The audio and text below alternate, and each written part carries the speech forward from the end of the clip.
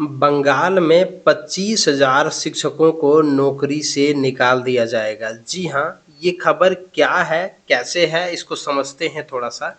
ये आप देख सकते हैं 25,753 शिक्षकों व कर्मियों की नियुक्तियाँ रद्द होंगी।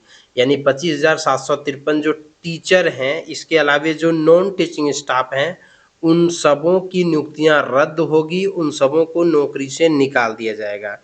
ये मामला है 2016 का। 2016 में टीचर्स एवं नॉन टीचिंग स्टाफ का कुछ बहाली निकलती है पश्चिम बंगाल में और उसमें जो है वो बहाली में ऐसा कहा जाता है कि पैसा लेकर के बहाली किया गया।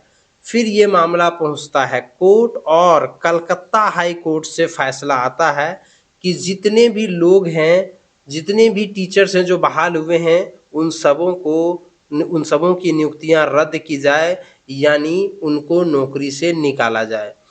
अब ये मामला पहुंच जाता है सुप्रीम कोर्ट।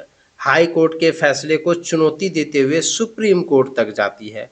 सुप्रीम कोर्ट ने भी इसी फैसले को बरकरार रखा, इसमें थोड़ा सा संशोधन किया और इस फैसले को बिल्कुल बरकरार रखा।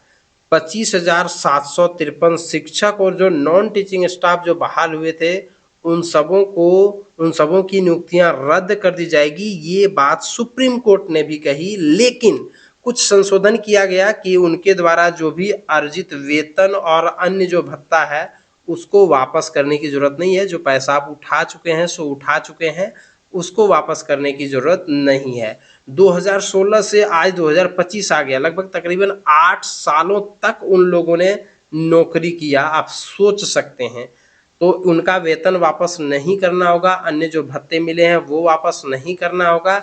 इसके अतिरिक्त जो पीडब्ल्यूडी कैंडिडेट हैं, जो दिव्यांग कैंडिडेट हैं, उनको नौकरी में बने रहने दिया जाएगा, उन्हें नहीं हटाया जाएगा। और सुप्रीम कोर्ट ने इसको लेकर के जो टिप्पणी की है वो ये कही है, दिव्यांग कर्मचारियों को मानवीय आधार पर कोर्ट ने दी छूट, नौकरी में बने रहेंगे। ये मानवीय आधार पर छूट दी गई है दिव्यांग कैंडिडेट को। तो ये एक बड़ा जो है वो निर्णय कहा जा सकता है और ये बेहतरीन निर्णय कहा जा सकता है। क्योंकि देखिए कई बार ऐसे होता है ना कि ये सोचते हैं कि लोग कि एक बार पैसा दे करके बहाली हो जाएंगे फिर तो चलते रहेंगे। नहीं, इस प्रकार के फैसलों से अब वो लोग डरेंगे कि अगर हम बहाल हो भी गए तो आज नहीं तो कल, 5 साल बाद, 8 साल बाद जो है वो उन्हें नौकरी से निकाला जा सकता है। तो ये डर ज़रूरी है ताकि भ्रष्टाचार कम हो सके।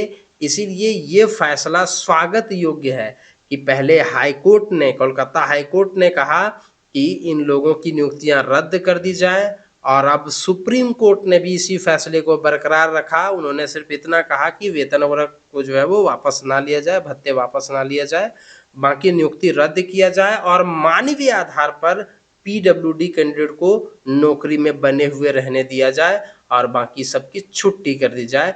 इस प्रकार के फैसलों से आने वाले समय में एक प्रकार से एक उदाहरण प्रस्तुत होगा कि अगर हम किसी प्रकार से अभी नौकरी ले लेंगे तो कभी भी हटाया जा सकता है, कभी भी सुप्रीम कोर्ट या हाई कोर्ट डंडा मार सकता है।